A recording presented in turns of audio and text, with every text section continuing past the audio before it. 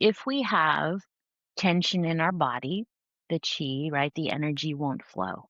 So posture is a very detailed process in Qigong, which is why most of the time teachers don't go into it much because there's so many layers to it that it takes a real kind of dedication to go through it.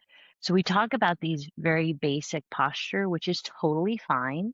It's just that if you are someone who actually wants to cultivate energy, then you have to go beyond that. You actually have to put your structure in a place so that the lower dantian can actually hold the chi. It becomes like a reservoir of holding this energy.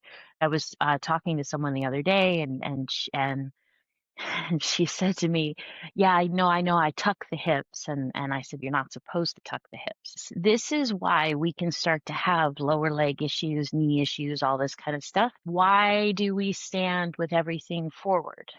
Because meridians and bones are in alignment, okay? If we turn our feet a little bit outward, we cut meridian lines, outward or inward. And so we always want feet forward as much as we can, unless we're adjusting for knee pain. When we stand and we open, it's very important that we start to feel all the way down from our hips, down our legs, that we are long, that our feet are open on the earth, and that we're not gripping with the toes. So one of the things that can happen is as people start to feel the earth, and then when they stand, they're not putting their whole foot on the earth and moving through the heel, the center of the foot, the ball of the foot, onto the toes, back through the ball of the foot, through the center of the foot, through the heel. But instead, they grip the toes a little bit to pull them forward. And they don't realize that that teeny gripping that may be happening this whole time they're standing is putting strain through the shins. So we have to be very mindful for everyone that we may be gripping a little bit with our feet, that's not a word I know. But we wanted to open and move through the entire foot, each foot, okay? Because otherwise you tense these muscles and then also eventually you can have knee issues, okay? So that's number one. Also, it's very common as you start to do more and more of these practices and you get very deep into the earth and you start to ground, that you start to use your leg muscles in different ways and you've used them before, and out here becomes very sore. And when these muscles become sore, they tighten, they pull up on the knee. So it's really important that we do more tapping, more massaging, more stretching, and be really mindful. Last thing, and then we'll jump into our warm up. When I mentioned, no, you're not supposed to tuck under, okay?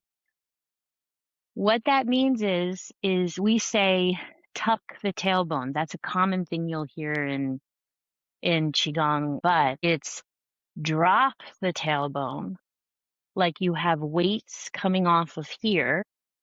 That's lengthening your back. If you go too much, what's going to happen? You're going to tighten your psoas. So it's dropping the tailbone, dropping the sacrum, dropping the tailbone, but it's like weights actually are coming from here, from your hips, and they're pulling us down. When we do that, we drop our center straight into the earth, and our legs should also be lengthening. And I'd love for you to feel this, because if I just drop my tailbone, now I'm lengthening my lower back. And the reason for this, right, is for your microcosmic orbit. So as we do that and we are thinking about dropping down, if I then tuck a little bit more, I can feel all of this energy all the way down my legs, all the way through my shins to the top of my feet tighten up. So we don't want that. We don't want this because my body is now trying to hold me. If I drop, like I have weights, now I can breathe, right? Because I'm not tucking. Now I can breathe and my legs can come out of my hips, right? Because we want length in between. So it's not about compressing. So it's not about bending your legs more. It's about learning to release through here, which is not easy because we're asking you to release and then to be able to move and also keep this release. But when we get that open and when we understand what's happening energetically inside, then we're able to cultivate and hold energy and use it as an overflow. Okay.